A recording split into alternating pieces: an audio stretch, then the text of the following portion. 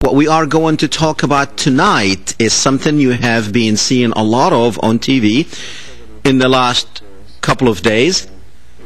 And what you are seeing, or what you have been seeing a lot of, is basically the supposedly peace conference between the Israelis and the Palestinians.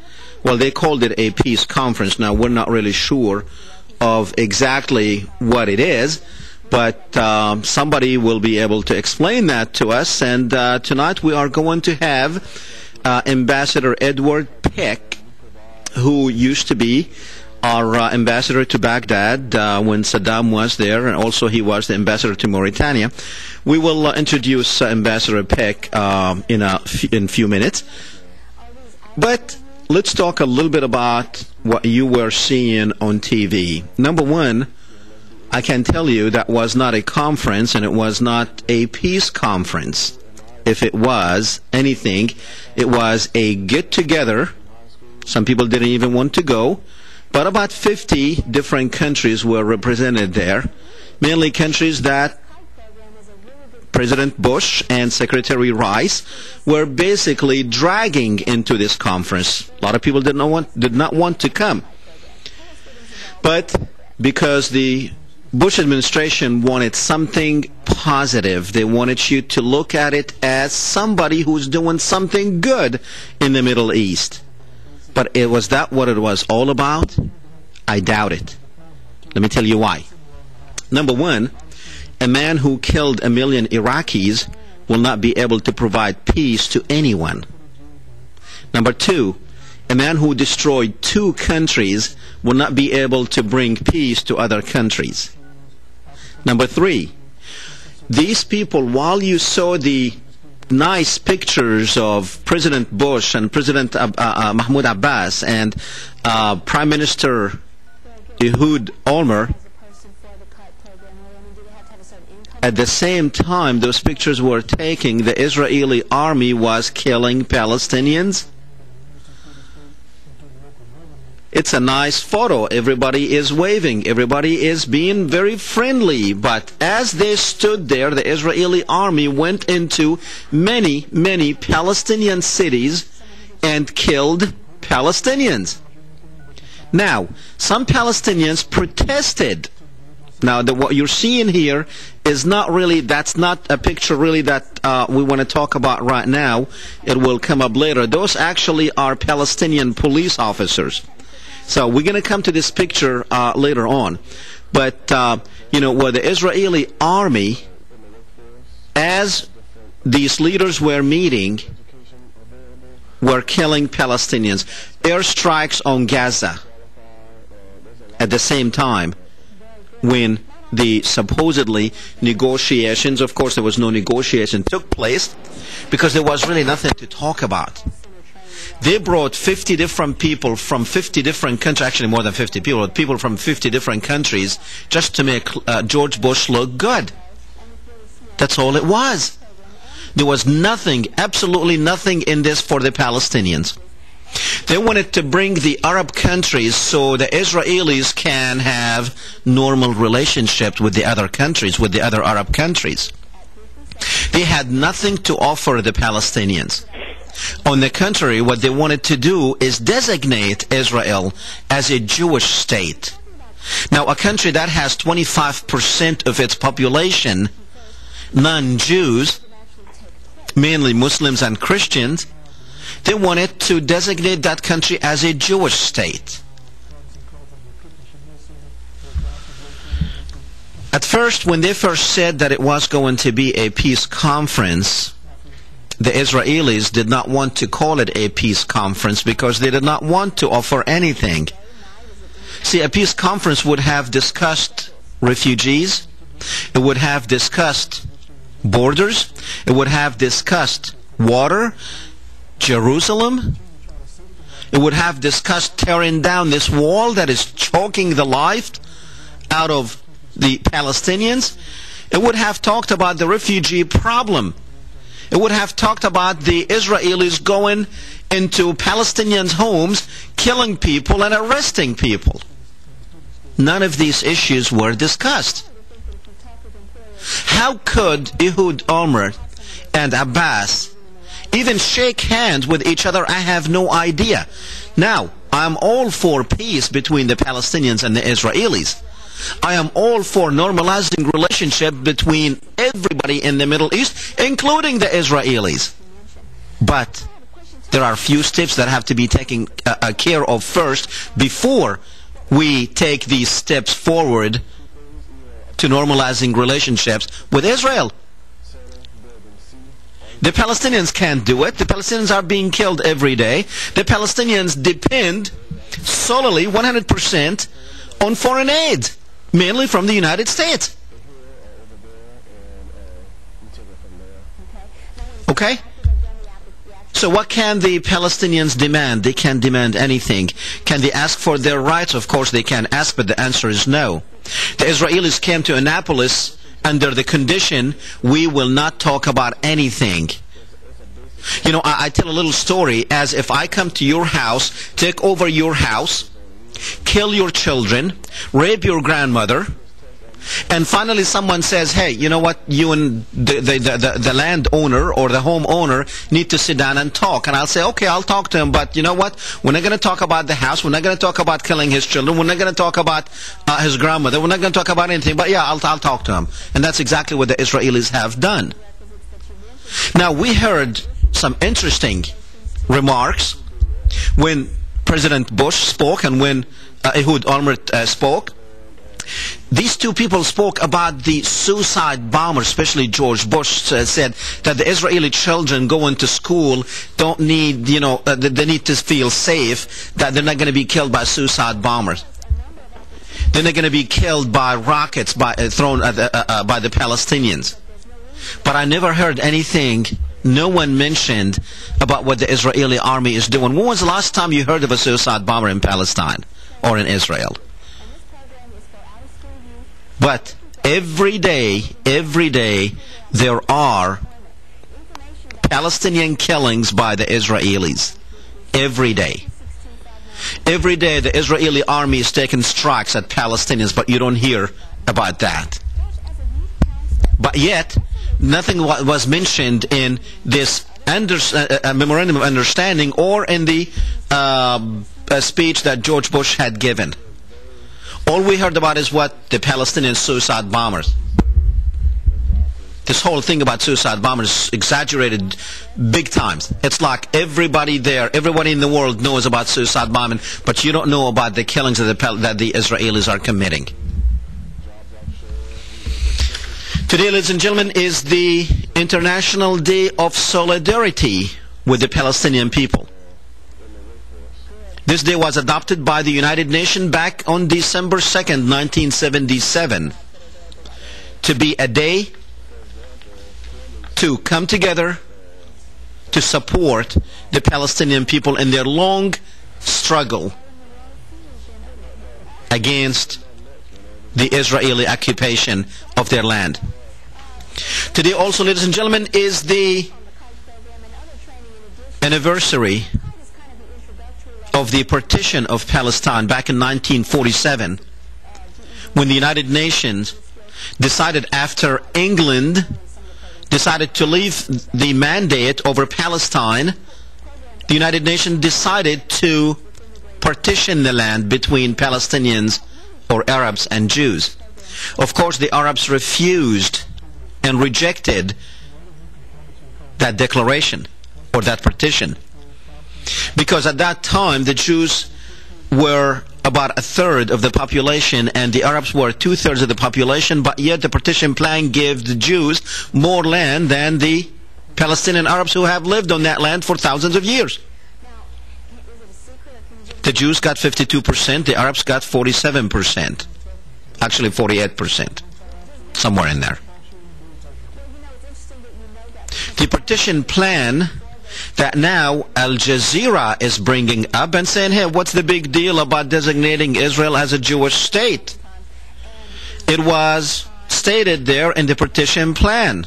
It makes a good argument, doesn't it? Especially coming from Al Jazeera, the one that we a couple of weeks ago had exposed for you what they are doing.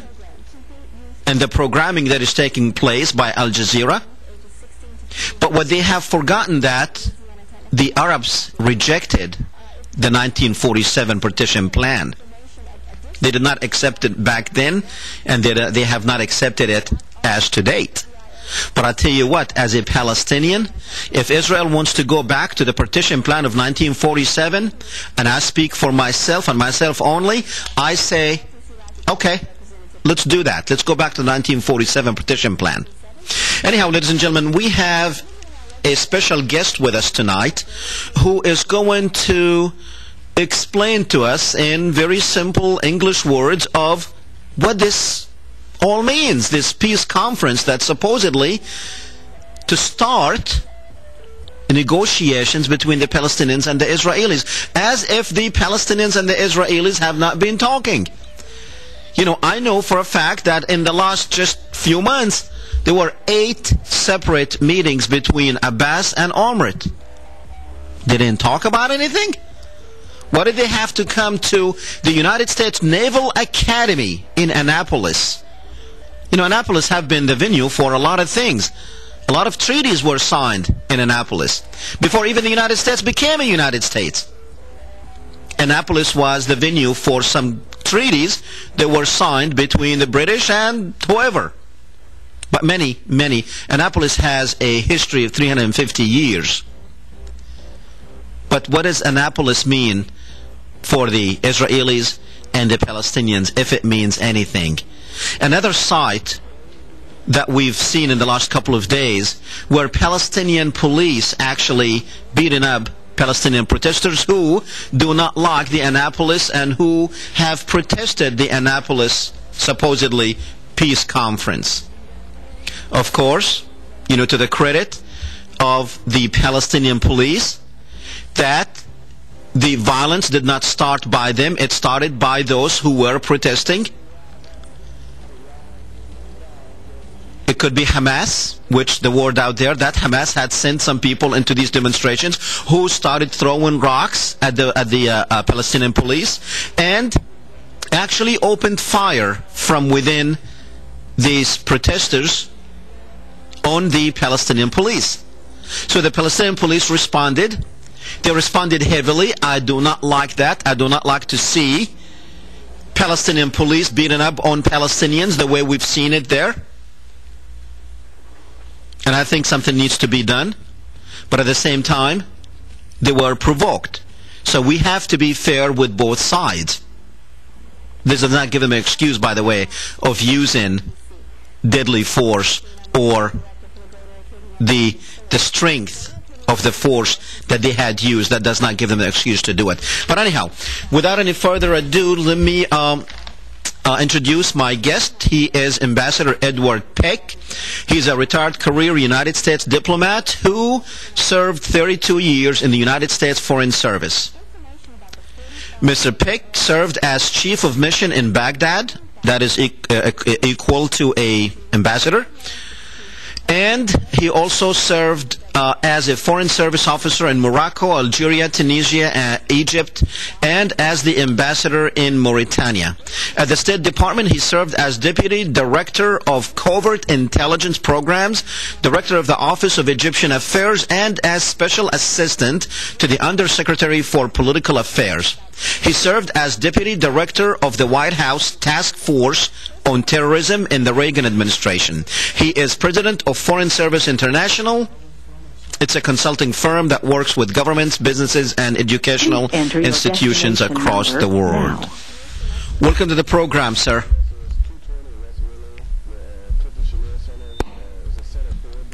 Ambassador, can you hear me? We'll get disconnected, so we call him back. Okay. All right. We got disconnected. And we are going to try to get the ambassador back on. Sometimes I wish if we do like taped shows, but you know we like the live show because it allows you, our viewers, to call in with your questions, which we hope that you will do. have some questions for the ambassador or for me, or you might have to say a comment, regardless of where you stand. As you know, we always appreciate your comments and questions, and we allow all opinions to go on the air as long as you remain civil and you use your language properly. We will put you on the air, and you can say whatever you want. So as we wait for the ambassador to for us to connect back on, you know how these phone lines sometimes they don't really help. They're not helpful. But let's talk a little bit as we are waiting for the ambassador. One of the things that a lot of people don't understand is the history of Palestine. Now, I'm hearing things, so probably we got him back on? Yes, sir. Great. Ambassador, welcome to the program. Thank you, sir. I was listening very carefully, and all of a sudden, whoop, it went away. It wasn't us, I promise. I didn't do it, honest. Or that's somebody else, probably. You never know these conspiracies. Ambassador, welcome back on the program, sir. I know we had you a couple of months ago, I believe. But tell me, is this, people called it Peace Conference. Albright said, don't call it a Peace Conference. It's just a get-together. It's a meeting. It's a bunch of friends just coming together. What was it? What was it that we did not see in Annapolis? Well, I guess, and I don't mean this to sound in any way offensive, I guess what we saw was a political program designed to advance and facilitate certain things that various people working on those issues wanted to see visually advanced. I think it wasn't an awful lot more than just that.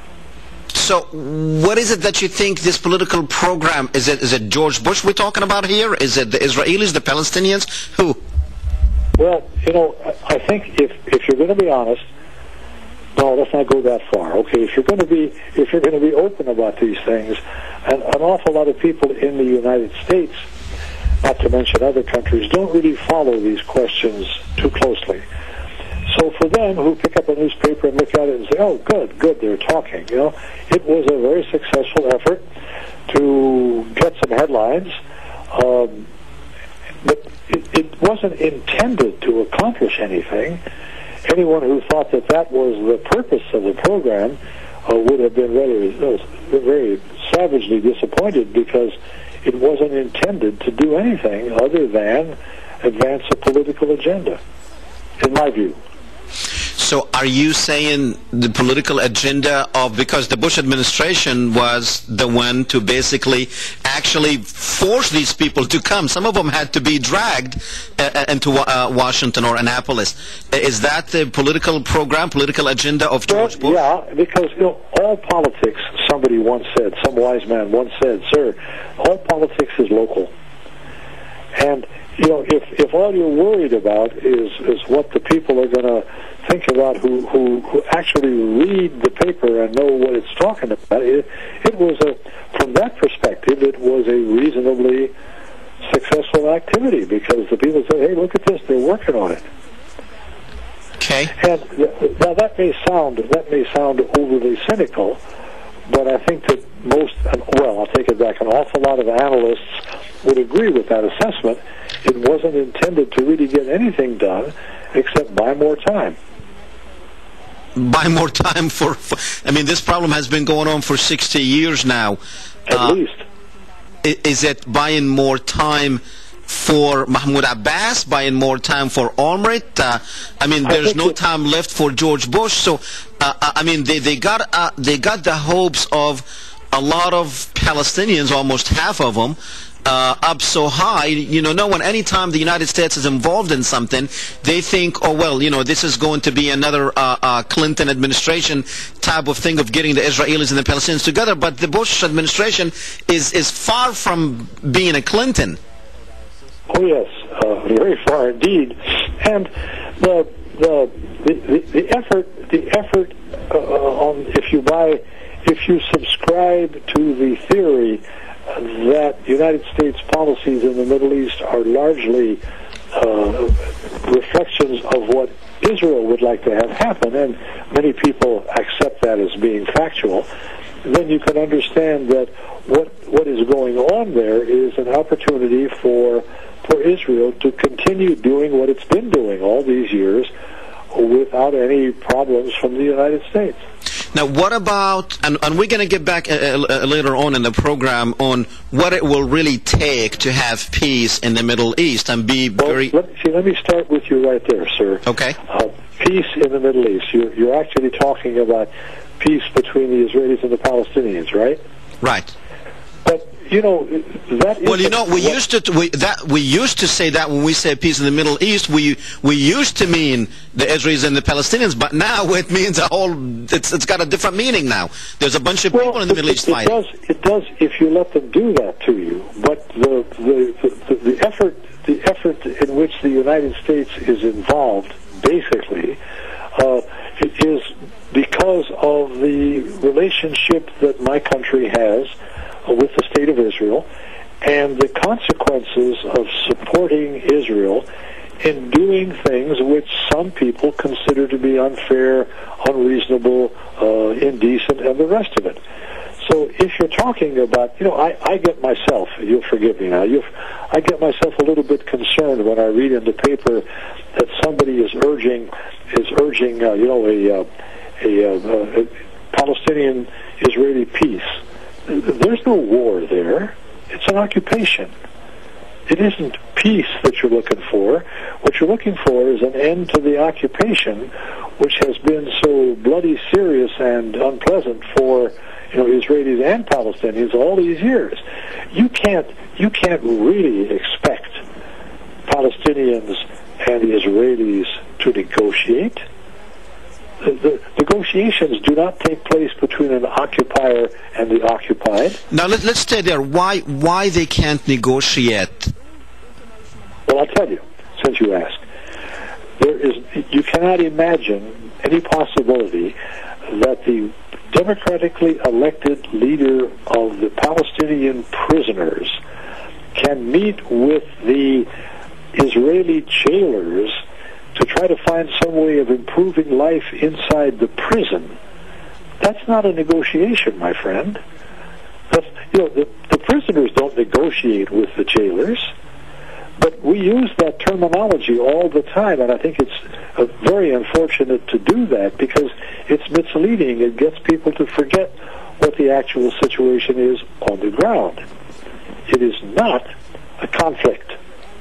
It's not a conflict between two nation states that have armies and borders to defend them.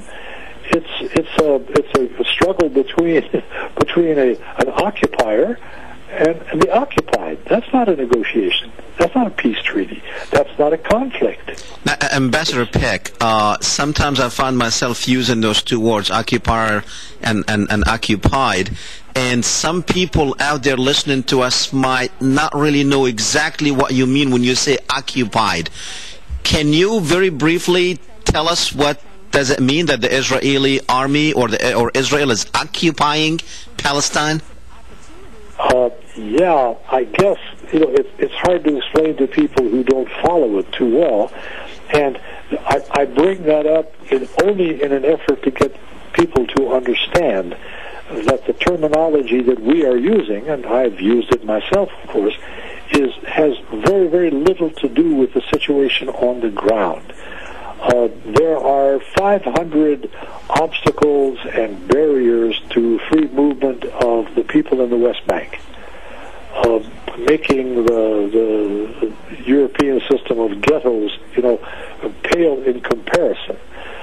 So when Mr. Olmert says that what the Palestinians have to do is control acts of violence, if the United States Army, the most powerful military force in the world, is unable to fully enforce security inside Iraq, with all of the power that we have of the airplanes and the guns and the bombs and the shootings and all of this, and if we can't do it there, how in the world would anybody be able to expect the Palestinians to do it who don't have an army, and no airplanes, and no tanks, and no field artillery weapons?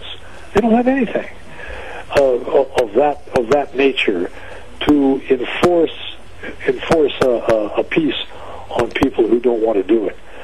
So this I think helps people understand that it is an occupation and nothing less than that. And the Palestinian people, let me back away 2 steps. I once wrote a document which got me in some trouble, in which I had Yasser Arafat writing a memorandum at that time to Benjamin Netanyahu, who was the Prime Minister of Israel, as you know. And he said, in this letter, I commit to you publicly and without equivocation that I will stop every single act of violence perpetrated by a Palestinian against an Israeli within 48 hours of you putting a stop to every act of violence committed by an Israeli against another Israeli. Call me. That is interesting. Because, the people aren't going to call up and say, hey, I'm going to rob the bank tomorrow. The people aren't going to call up and say, hey, I'm about to launch an attack on, Israeli... They don't do that. So how in the hell are you supposed to stop it, especially if you don't have an army, you don't have an air force, you don't have any artillery piece, you cannot move freely around in your own territory? What is it that you're supposed to do? Okay. Now, Ambassador, if we look at what happened in Annapolis, we see that definitely the Bush administration gained, even if it's just few pictures, it gained a lot of publicity as being a nice guy who's trying to get these 2 people together. Israel has also gained a lot since it had, I guess, more in the open now with some of these Arab states who attended. And but did the Palestinians, did they gain anything with this? No, I don't think so. I haven't been in Palestine since May of this year. When I went with a group of people who were trying to spread peace and harmony through that devastated part of the world.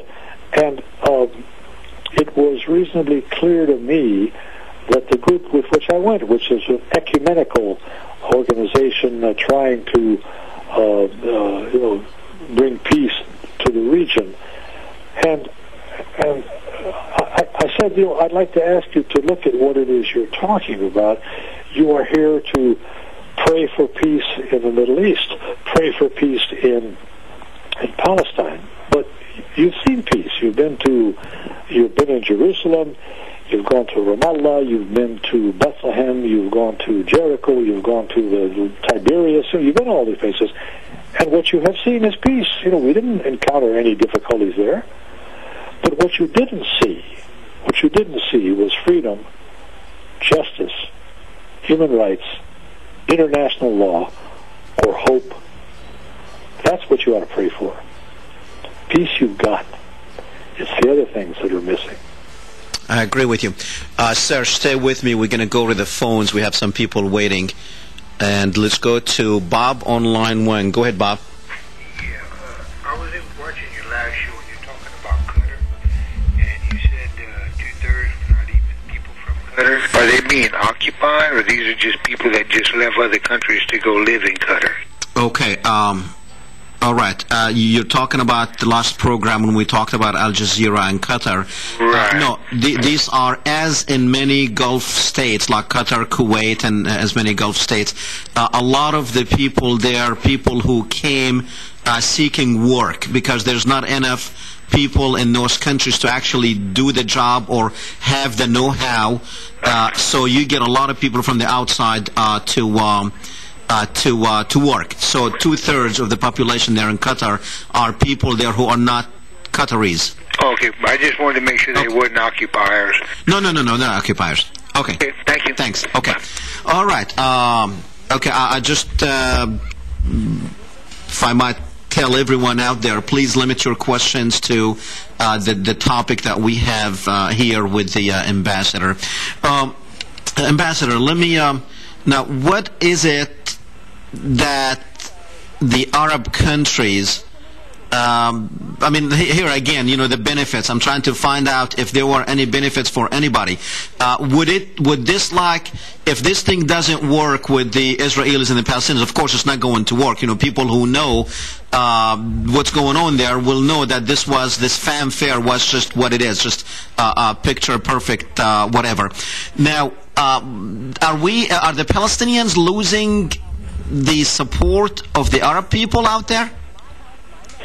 I don't think so. I believe it is perfectly safe to say that the Palestinian problem, people would like to see it resolved. The people in the Arab world would like to be able to get on with their own activities and needs and not have to worry about that.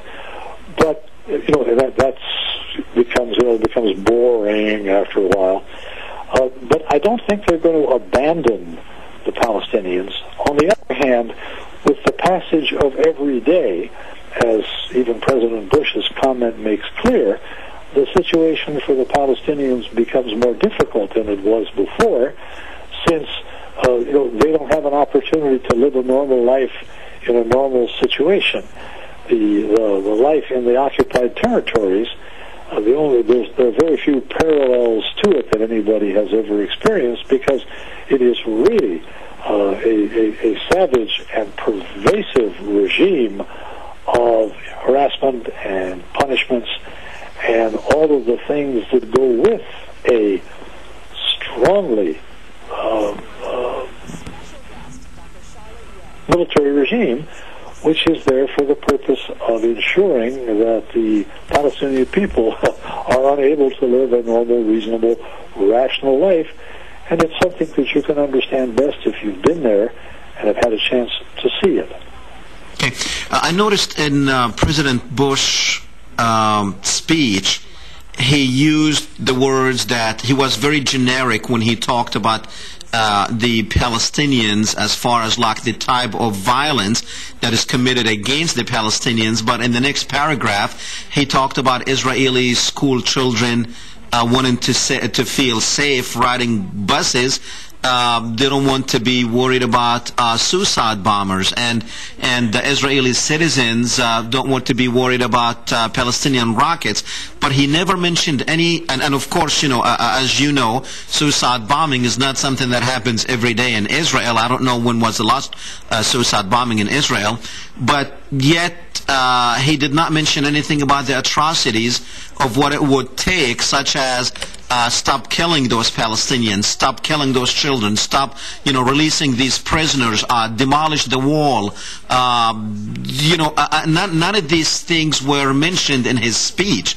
As an ambassador, is that diplomacy in action, or is that stupidity in action? Well, it's neither. It's politics in action, which you can consider to be either a dirty word or not, depending on how you look at it. But politics in the United States of America are very heavily reflective of what it is the American people want to hear about and know about. And what they don't want to hear about and know about, basically, is the realities of what's been happening and what is happening in Palestine, because that makes them uncomfortable. And newspapers don't like to do that for just that reason. This happens, of course, in other parts of the world as well. The media, the newspapers, are in the business of making money. That's why you call it a business, I think.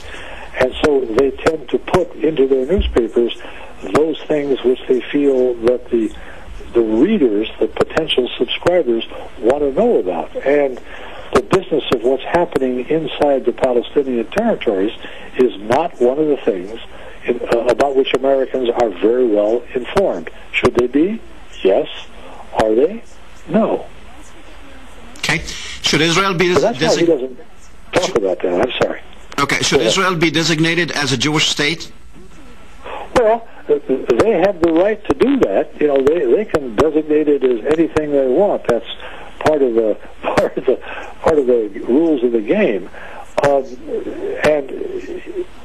see, one of the things that makes it difficult is if you remember that Israel has two classes of citizens. It is not, therefore, a democracy in the sense that we use the word, because people who are not Jews in Israel do not have the same rights as people who are Jews. So it is a Jewish state in that sense of the word, but it isn't in the sense of the fact that the Muslims living there, and there's millions of them, hundreds of thousands of them, do not have the same rights as those people of the Jewish faith. So yes, it's a Jewish state. Is that a good thing? I leave it up to you. Now, what was Israel trying to gain when they said we're not going to Annapolis unless the Palestinians recognize Israel as a Jewish state? I mean, just like you said, they have the power. They can call it anything they want to. Yes, sir. So why demand, and actually it did not go through, but I mean, why demand that we're not going there unless you Palestinians recognize us as a Jewish state? Well, you know the answer to that question is because they would like to have that acknowledged. People in the Middle East and everywhere else in the world too, sir, have a tendency that I have noticed over the years to frame issues in the way that they would prefer to see them stated. So that if the Palestinians could get the Israelis to accept the principle of the return of the refugees, they'd be very happy. If the Israelis could get the Palestinians and the other Arab states to accept it as being a Jewish state, they would be very happy about that. So that's why they asked for it, in the hope that they can get it. Okay. Now, let's play on some roles here. You are to decide what should happen with the Palestinian refugees. Now, if you are in that negotiation or you're trying to mediate between the Israelis and the Palestinians, what would you tell the Israelis and the Palestinians as far as the refugees problem? Well, that's the sort of thing, well, I like that because you go right to the chase. That's the sort of thing that can only be settled and discussed after they have, two states.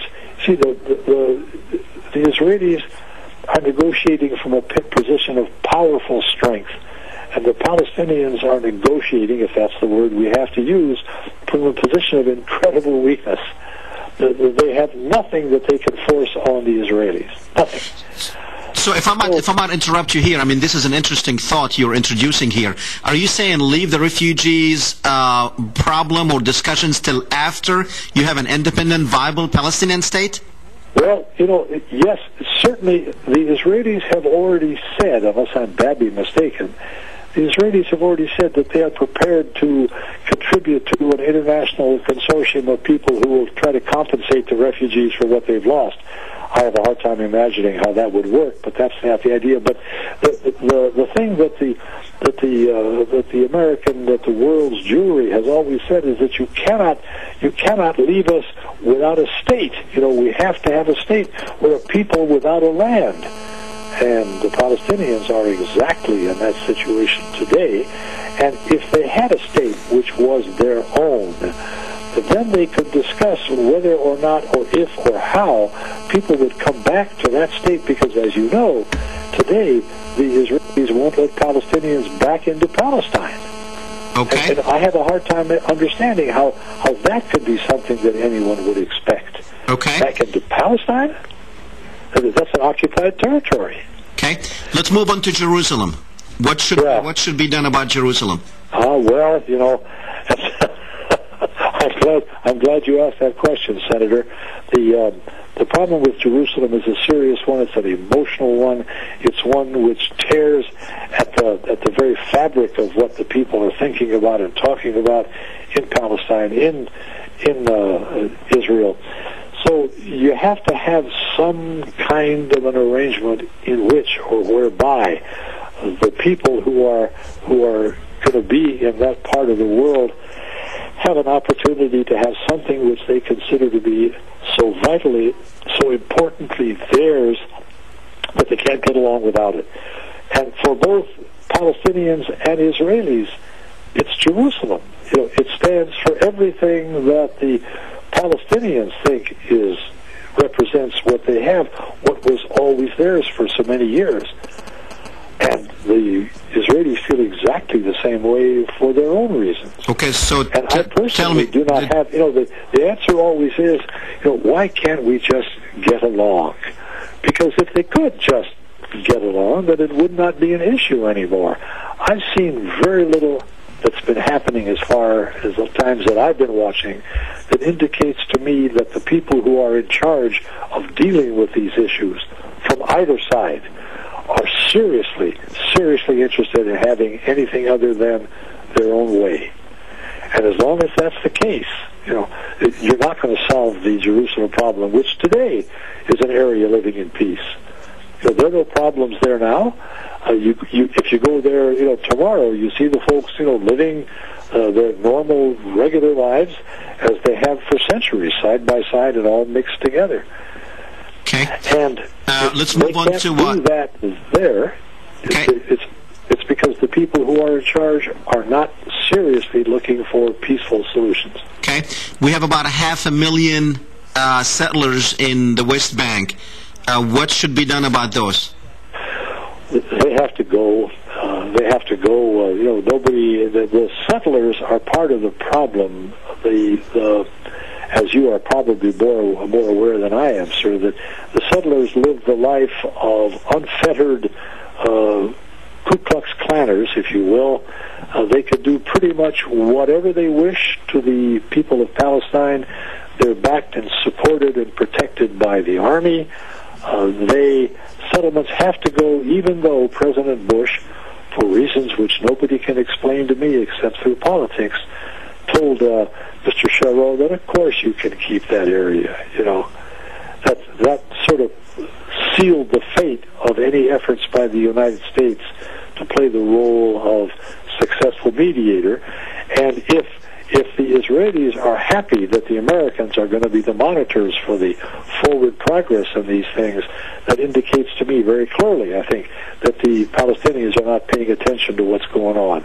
Now, let me ask you something else about the settlers, though. Now, if there is an agreement between Israel and the Palestinians, and that agreement stated that the settlements have to go, do you think Israel has the power, the manpower, to remove these settlers, who there's like almost 500,000 of them, and I'm sure most of them are armed?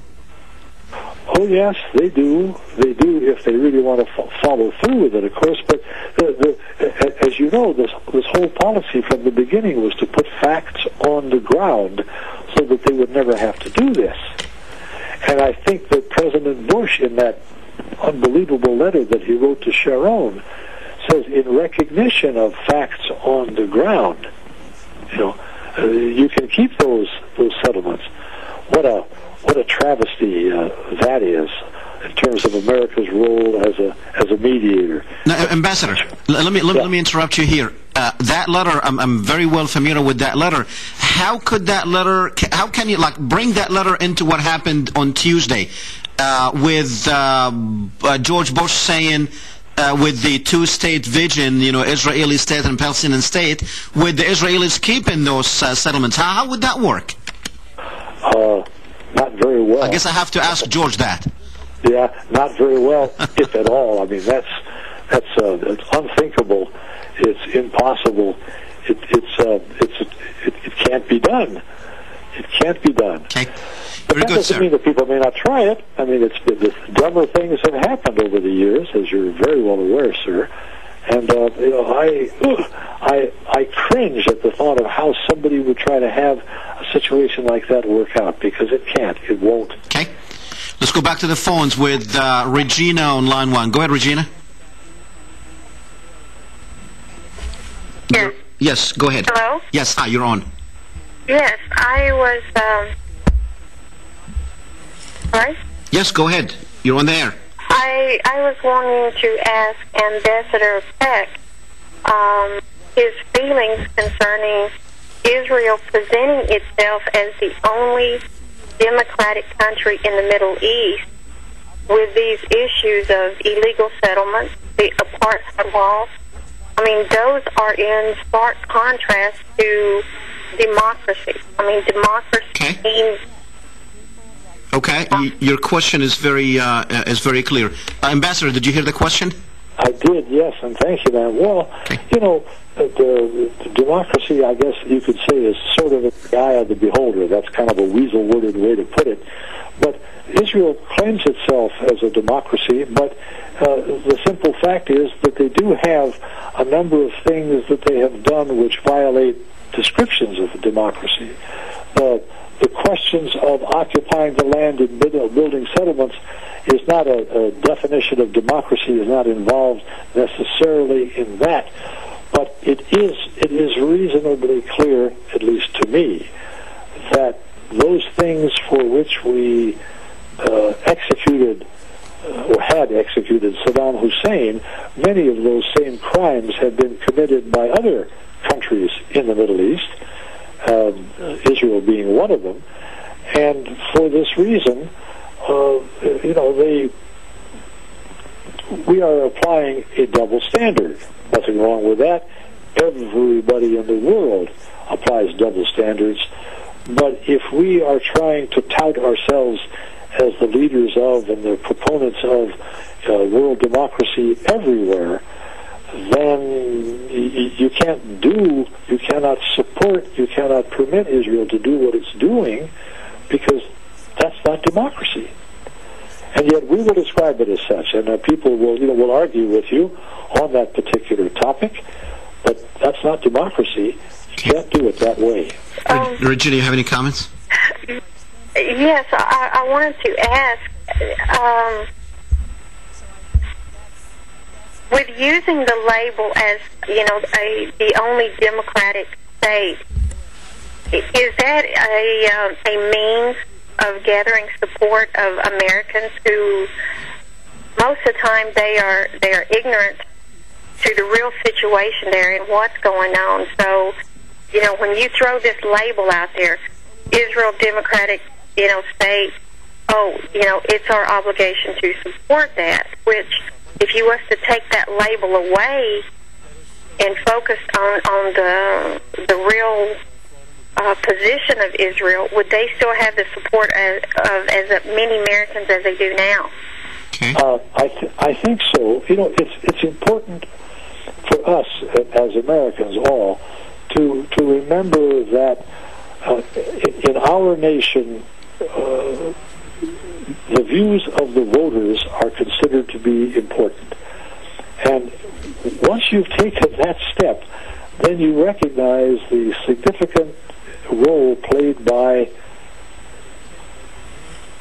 lobbies, which is not a dirty word.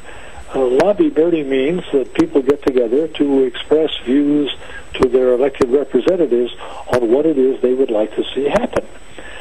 And in our country, we don't have relations with Cuba, haven't had for decades, because there are a lot of Cuban Americans who don't want it. And the rest of us don't care that much.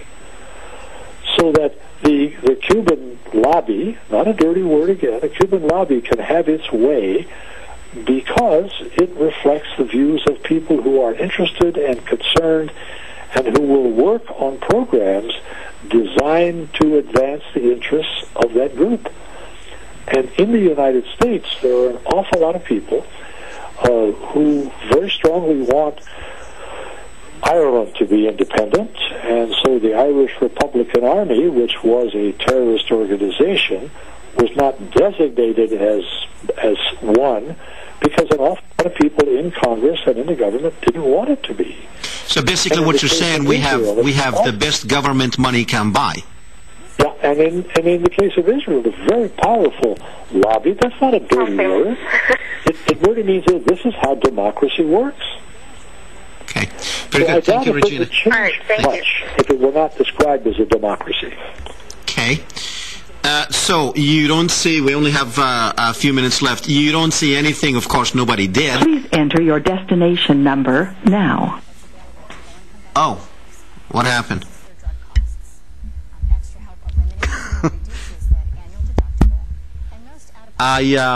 Did he think I was telling him thank you? Okay. Well, Ambassador, we were telling the caller. Did he hang up? Okay, because it happened at the same time, I guess, when I said thank you very much. But anyhow, Ambassador, we were not finished, and that's not how I end my interviews. But I do thank you very much for coming on the program. And sorry if you thought I was telling you that, or maybe we got disconnected again, just like we did before. Anyhow, well, ladies and gentlemen, we only have like about 4 minutes left, so all I can say is don't bank too much on what will take place after Annapolis. As a matter of fact, it's going to be nothing but a failure. Even a conference that was supposed to be a heck of a lot better and more organized and more serious than this Annapolis Conference, which is the Madrid Peace Conference, that one failed, and failed miserably. Of course, we ended up with Oslo. That very much failed. But I think the Israelis very much have the Palestinians exactly where they want them, in very small... Oh, he's on. Okay. Ambassador, are you with me? Sure, I'm here again. Sorry. It failed. Okay. You know, it happened at the same time when I told the caller, thank you very much, and I thought you thought I was talking to you. Oh, sorry. But anyhow, I mean, are we to see any? Of course, you know, George Bush has only 1 year left. We're not going to see much going on there. Are we to see something happen in the next 5 years? You know, I wish I could give an upbeat response. I'm afraid, I very much fear, and I hope desperately that I am wrong, that the situation will get worse rather than better. I don't see anything happening anywhere that's going to resolve the situation.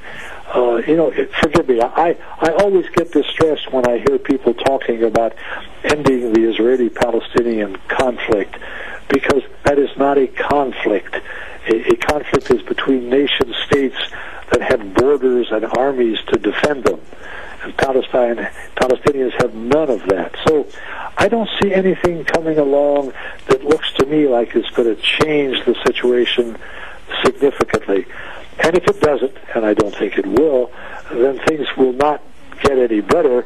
They may indeed just get an awful lot worse.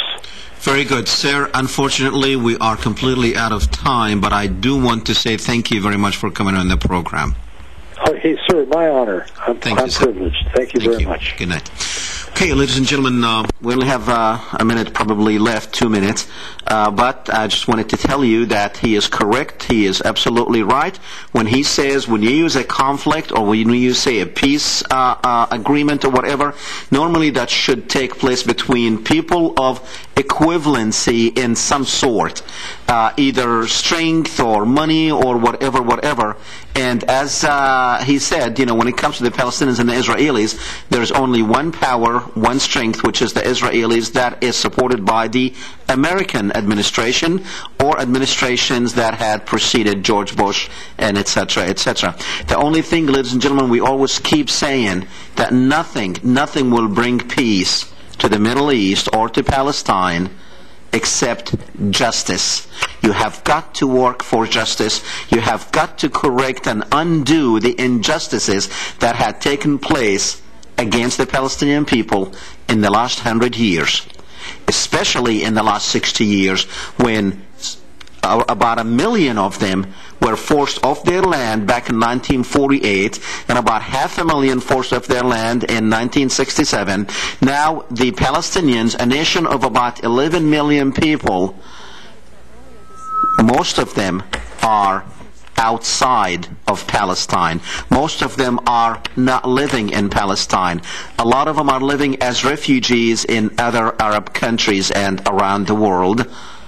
But the only way we can have peace is if we work for justice. We will see you next week, next Thursday. Not really sure yet what we're going to talk about, but we will come up with something as always. We might discuss this issue again to see if we can come up with a solution. Again, good night, and go do the right thing.